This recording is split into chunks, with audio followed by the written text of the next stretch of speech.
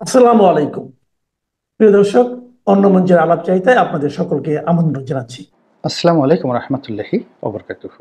সম্মানিত দর্শক, যে বাংলাদেশে যে কোনো সময় সেনা শাসন চলে আসতে পারে বা এনসিপি সেনা শাসনের ভয় পাচ্ছে, এরকম বক্তৃতা সম্বলিত, বক্তব্য সম্বলিত খবর সমস্ত টেলিভিশনগুলো বা গণমাধ্যমগুলো প্রচার করে আসছিল তাদের লিড নিউজ হিসেবে। বাংলাদেশের সেনা শাসন নতুন কোনো ঘটনা নয়, অতীতে বহুবার ঘটেছে। আবার সেমি সেনা শাসন, অর্ধেক সেনা শাসন অর্ধেক সিভিল শাসন, এই দুটো মিলিয়ে ১১ নামে আমাদের বাংলাদেশে যে একটা ক্রান্তিকাল আমরা পার করেছি, সেই আতঙ্ক আমাদেরকে এখনও তাড়া করছে।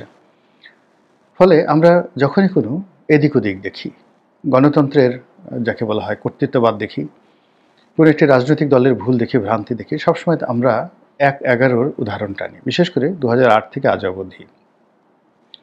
অর্থাৎ বিএনপির পতন ১/১১ মাধ্যমে, আবার ১/১১ মাধ্যমে শেখ হাসিনার উত্থান। তো সেই উত্থানের পরে শেখ হাসিনা মোটামুটি ২০১৪ অবধি যে একটা গণতান্ত্রিক পরিবেশ তিনি বজায় রাখার চেষ্টা করেছিলেন, যা ২০১৪ সনে সম্ভব হয়নি রাখতে, এবং সেখানে একটি একতরফা বিনা ভোটের বিনা প্রতিদ্বন্দ্বের তার একটা নির্বাচন হয়ে যায় ২০১৪ সনে। আওয়ামী লীগের পক্ষ থেকে বলা হয় যে তারা এই নির্বাচনটি বাধ্য হয়ে করেছে এবং তারা সুযোগ পেলে খুব দ্রুত একটা যাকে বলা হয় অংশগ্রহণমূলক নির্বাচন দিয়ে তারা কেটে পড়বে, এরকম একটা ভাব তারা নির্বাচনের আগে দেখিয়েছিল। আর তারা বলার চেষ্টা করেছিল যে বিএনপি এবং জামাত যুগপৎভাবে আওয়ামী লীগকে এতটা অসহযোগিতা করেছে এবং সারা দেশে যেভাবে সন্ত্রাস এবং নৈরাজ্যর একটা খারাপ নজির, বদ নজির স্থাপন করেছিল, সেক্ষেত্রে বিনা ভোটের বা বিনা প্রতিদ্বন্দ্বিতা নির্বাচনটি যদি না হতো, তাহলে আরেকটি ১/১১ চলে আসতো, দেশে জরুরি অবস্থা জারি হতো, সাংবিধানিক ধারাবাহিকতা ক্ষুণ্ণ হতো এবং দেশের স্বার্থ সংরক্ষণের জন্য শেখ হাসিনা এই কাজ করতে বাধ্য হয়েছেন। যদিও এই কথাকে সবাই রংতামাশা, হাস্যরস হিসেবে আখ্যায়িত করছে, এই কারণে যে ওইরকম একটি বিনা প্রতিদ্বন্দ্বিতার নির্বাচন তিনি পুরো ৫ বছর তিনি টেনে নিয়েছিলেন এবং ক্ষমতায় বসে খুব অল্প সময়ের মধ্যে নিজের পেশি শক্তিকে তিনি বহাল রাখতে পেরেছিলেন, প্রশাসনের উপর তার কর্তৃত্ব রাখতে পেরেছিলেন, আইনশৃঙ্খলা থেকে শুরু করে সব কিছু নিয়ন্ত্রণে রাখার পর বিরোধী দলকে এমন দৌড়ানির উপর রাখতে পেরেছিলেন, যার ফলে তার মনে হয়েছিল যে তিনি কেন আবার একটা নির্বাচন দেবেন। বিরোধী দলের তো জনসমর্থন নেই, যদি জনসমর্থন থাকতো তারা বিদ্রোহ করে বিপ্লব করে আওয়ামী লীগকে উচ্ছেদ করত। তো এই বিশ্বাস তাকে ২০১৮ সন পর্যন্ত টেনে নিয়ে গিয়েছিল এবং পরবর্তীতে আবার যা কিনা ২০২৫ সন পর্যন্ত তাকে আবার টেনে নিয়ে যায়।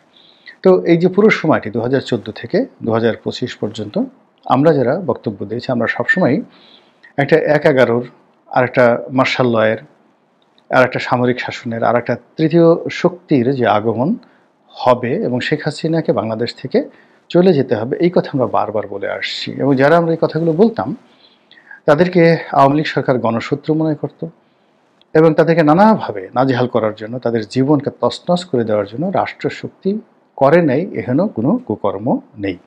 অনেকে দেশ ছেড়ে চলে গেছেন, দেশের মধ্যে যারা ছিলেন তাদের পরিবার পরিজন, ঘর বাড়ি, সমাজ সংসার সব কিছু তছনছ করে দেওয়ার জন্য গোয়েন্দা সংস্থাগুলো যা করা দরকার, ক্যারেক্টার অ্যাসাসিনেশন, ব্যবসা বাণিজ্য ধ্বংস করা, মামলা মোকদ্দমায় ফাঁসানো, গুম করা, সব কিছু করে তারা ক্ষমতায় থেকেছেন বটে, কিন্তু পুরো গণতন্ত্রের যে ধারাবাহিকতা, তারপর রাজনৈতিক নেতাকর্মীদের যে ব্যাকবোন এবং স্বপ্ন দেখার, মানুষের যে স্বপ্ন দেখার যে শক্তি, এই জিনিসগুলো নষ্ট হয়ে গেছে।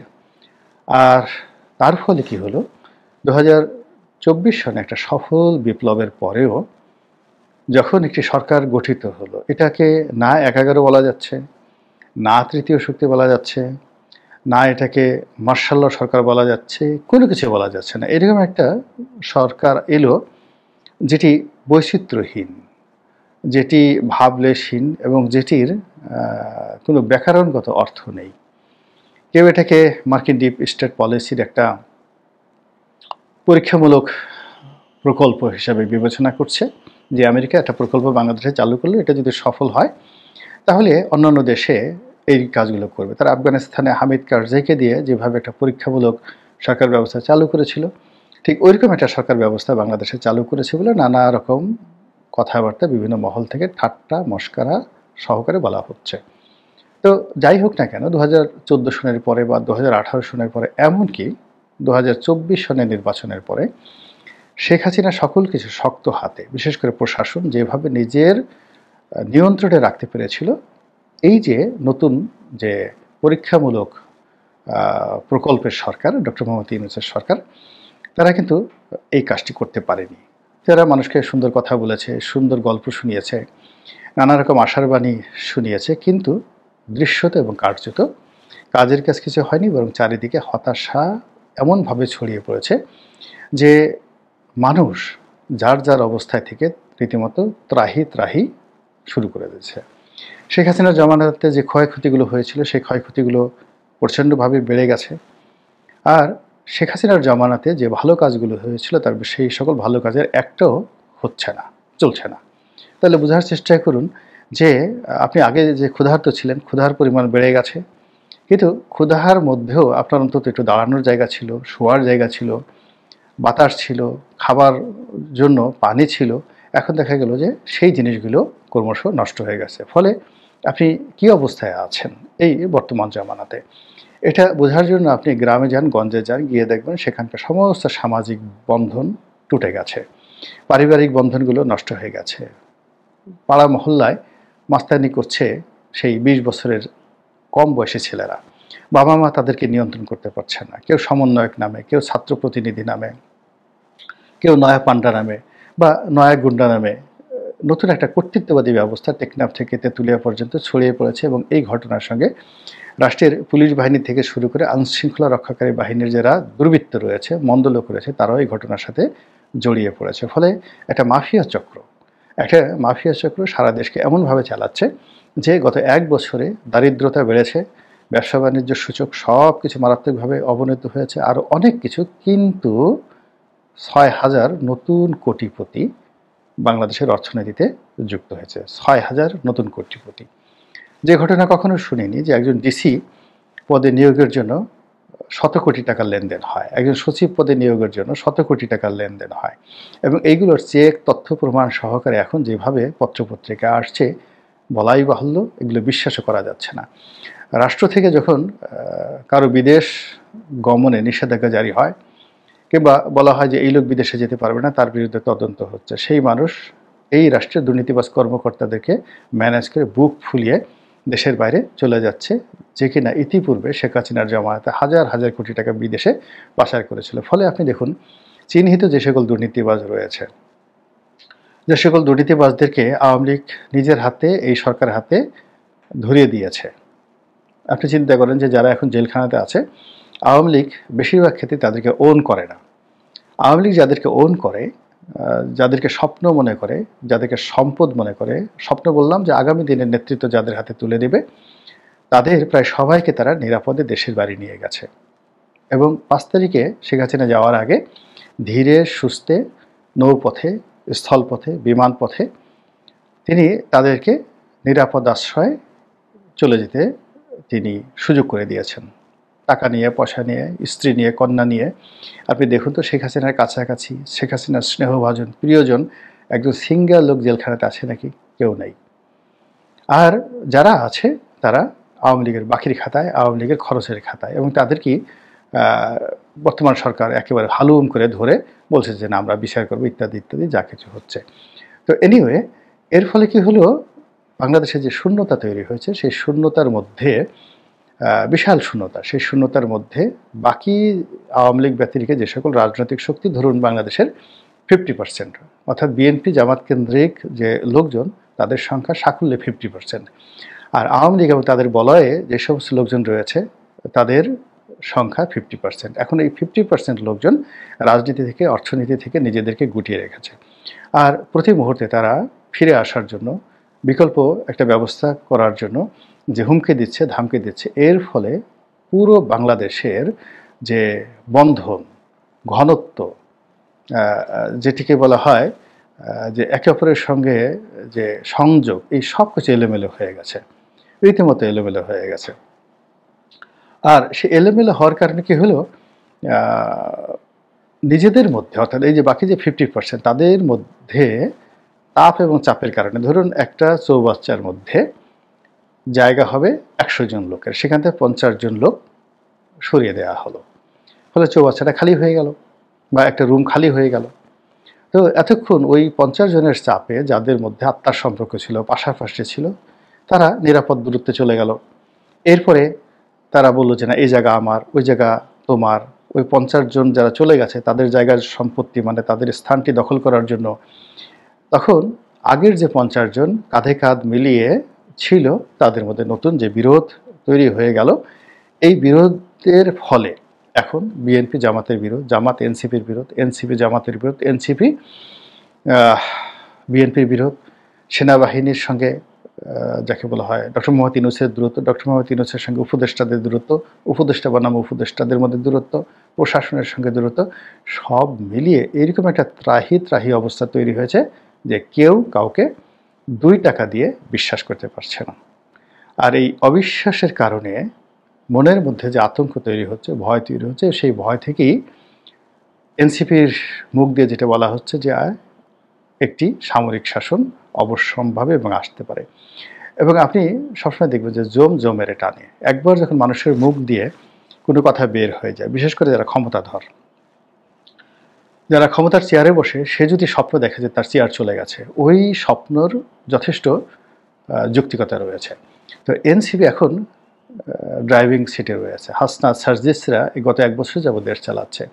কাজেই তাদের মধ্যে যদি আত্মবিশ্বাসের ঘাটতি দেখা যায়, তাদের মধ্যে যদি ভয় এবং আতঙ্ক দেখা দেয়, তাহলে ওটি অ্যাভয়েড করার কোনো কারণ নেই। তো কাজেই এই যে আরেকটি 11 বা আরেকটি সামরিক শাসনের যে আতঙ্ক অনুভব করছেন এনসিপি, ঠিক সেই আতঙ্ক কিন্তু বিএনপিও অনুভব করছে। এবং বিএনপির যারা লোকজন, তারা ইতিমধ্যে নানা রকম কথাবার্তা বলছে। জামাতের লোকজনও কিন্তু স্বস্তিতে নেই। আর ডক্টর মোহাম্মদ ইউনূস নিজে একটা সেফ এক্সিটের জন্য তিনি সব কিছু করতে এই মুহূর্তে রাজি, কিন্তু কোনো অবস্থাতেই একটার সঙ্গে আরেকটা মিলন ঘটানো যাচ্ছে না, অর্থাৎ আংটা লাগানো যাচ্ছে না। শিকল যেভাবে একটার সঙ্গে আরেকটা লাগানো থাকে, ওই জিনিসটি এখন বর্তমান যারা আছেন রাজনৈতিক দলগুলো, স্টেক হোল্ডার আছে, তাদের সাথে করা যাচ্ছে না। বিকজ যে শূন্যতাটা এটা খুব বেশি, 50% লোক তারা সব কিছু থেকে নিজেদেরকে গুটিয়ে রেখেছে। আর এই 50%-এর মধ্যে আওয়ামী লীগের যে সকল ক্যাডার রয়েছে, অর্থবিত্ত সম্পদের যারা মালিক রয়েছে, তারা সর্বশক্তি নিয়োগ করে এই বর্তমান সরকারকে বিপদে ফেলার চেষ্টা করছে। ফলে যারা এই বিপ্লবের অগ্রনায়ক, এই বিপ্লবের মহানায়ক, যারা এই ধরনের একটি পরিবর্তন যারা সম্পন্ন করেছেন অত্যন্ত সফলভাবে, এখন তাদের অনেকের মধ্যেই আর্তচিৎকার লক্ষ্য করা যাচ্ছে। এবং তারা যে কথাগুলো ইদানিং বলছেন, সে কথাগুলো আজ থেকে 6-7 মাস আগে কল্পনাই করা যেত না। আমি মনে করি যে এখনও যে সময় আছে, যদি আমরা ঘুরে দাঁড়াতে পারি, নিজেদের মধ্যে দূরত্ব দূর করতে পারি এবং রিয়ালিটি যেটা বাস্তবতা রয়েছে, রাজনীতির ময়দানের যে বাস্তবতা রয়েছে, সেই বাস্তবতাকে মেনে নিয়ে আমরা একটা সমঝোতামূলক রাজনীতি শুরু করতে পারি এবং জেদাজেদি না করি, তাহলে হয়তো এনসিপি যে ভয় পাচ্ছে সামরিক শাসনের, সেটি নাও হতে পারে। মহান আল্লাহ আমাদের সবাইকে। দর্শক, আপনাদের মনে আছে যে গত 15 আগস্ট ধানমন্ডির 32 নম্বরে বঙ্গবন্ধু শেখ মুজিবুর রহমানের বাড়ির সামনে একজন সামান্য রিক্সা চালক, তিনি শ্রদ্ধা জানাতে গিয়েছিলেন এবং তাকে সেখানে মপ করে আক্রান্ত করে তারপর শেষমেশ আমাদের করিতকর্মা পুলিশ তাকে তুলেও নিয়ে যায় এবং জেল হাজতে ভরে। তারপর আদালত প্রশ্ন করে যে কারণ কি, এ লোকের দোষ কি?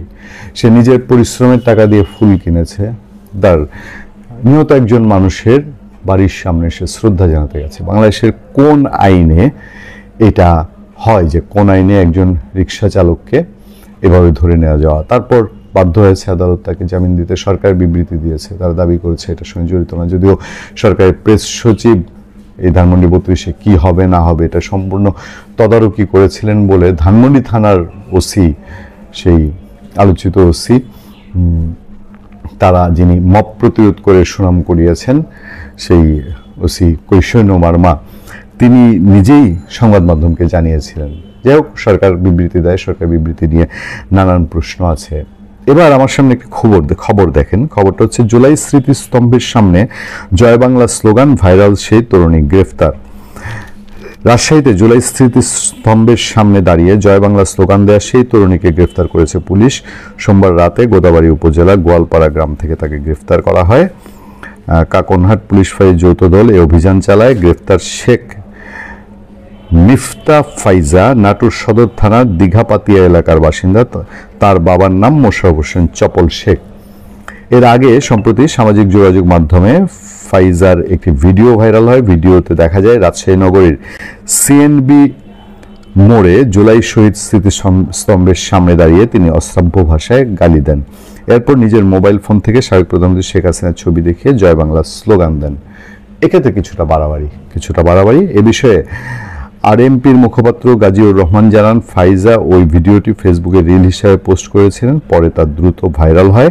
তানভীর আহমেদ সুইট নামের এক ব্যক্তি 25 অক্টোবর বিষয়টি আরএমপি ডিবিকে অবহিত করেন। ডিবি পুলিশ তাৎক্ষণিক অভিযান পরিচালনা করলেও কৌশলে ফাইজা পালিয়ে যান। পরবর্তীতে তাকে গ্রেফতার করা হয়। তিনি আরও জানান, প্রাথমিক জিজ্ঞাসাবাদে ফাইজা স্বীকার করেছেন তিনি নিষিদ্ধ ঘোষিত সংগঠন ছাত্রলীগের একজন সক্রিয় কর্মী। তার ফেসবুক ও অন্যান্য সামাজিক যোগাযোগ মাধ্যম পর্যালোচনা করে দেখা যায় ফাইজা রাষ্ট্রের অখণ্ডতা, সংহতি, জননিরাপত্তা, সার্বভৌমত্বের বিরুদ্ধে ষড়যন্ত্রমূলক কার্যক্রমে জড়িত রয়েছেন। এছাড়া তিনি ছাত্রলীগের পক্ষে বিভিন্ন পোস্ট, ছবি ও ভিডিও শেয়ার করা সহ টেলিগ্রাম ও হোয়াটসঅ্যাপে একাধিক অনলাইন গ্রুপ তৈরি করে সদস্যদের মধ্যে যোগাযোগ রক্ষা করেছেন। এই ঘটনায় তার বিরুদ্ধে নগরীর রাজপাড়া থানায় সন্ত্রাস বিরোধী আইনে মামলা করা হয়েছে। আজ মঙ্গলবারই তাকে আদালতে তুলে 7 দিনের রিমান্ডের আবেদন করা হবে। মঙ্গলবারের নিউজ আমি একটু দেরি করে আলোচনা করছি, কিন্তু আমার চিন্তায় ছিল, সময় সুযোগ হচ্ছিল না। দর্শক, মূল দোষটা হলো জয় বাংলা স্লোগান দেয়া। হ্যাঁ, ফাইজা যদি অশ্লীল আপত্তিকর স্লোগান দিয়ে থাকে সেটার জন্য আইন আছে, সেটার জন্য বিচারের আওতায় আছে। আর কিন্তু এরপরে যেগুলো বলা হয় ছাত্রলীগের সঙ্গে যোগাযোগ, হ্যান ত্যান, এবং এই যে রাষ্ট্রের অখণ্ডতা, সংহতি, জননিরাপত্তা, সার্বভৌমত্বের বিরুদ্ধে ষড়যন্ত্র, এগুলো যে মঞ্চ 71-এর যারা গিয়েছিল তাদের বিরুদ্ধে এইসব কথা, এবং এই যে সন্ত্রাস দমন আইনে মামলা করা। আমার প্রশ্ন হলো, জয় বাংলা স্লোগান, এই স্লোগান তো আওয়ামী লীগের কেনা না, আওয়ামী লীগের দলীয় স্লোগান না। এই স্লোগান দেওয়ার কারণে কোন আইনে বাংলাদেশের যে এই স্লোগান দিলে ধরে নিয়ে গিয়ে আরো অন্য আইনে মামলা দেওয়া যায়? মানে বাংলাদেশের জয় বাংলা স্লোগানটা বাংলাদেশ সংবিধান আইনে কোথায় আছে যে এইটা স্লোগান দিলে অপরাধ? বাংলাদেশে তো আরো অনেক দেখা গেছে এরকম, যে জয় বাংলা স্লোগান দিয়েছে বলে স্টুডেন্টরা স্লোগান দিয়েছে, স্কুলের হেডমাস্টার, প্রিন্সিপাল তারা শোকজের মুখে পড়েছে, তারা জবাবদিহিতার মুখে পড়েছে। মানে এই বিষয়গুলো করে দেশের রাজনীতিকে কি আরো বেশি প্যাচ লাগিয়ে ফেলা হচ্ছে না?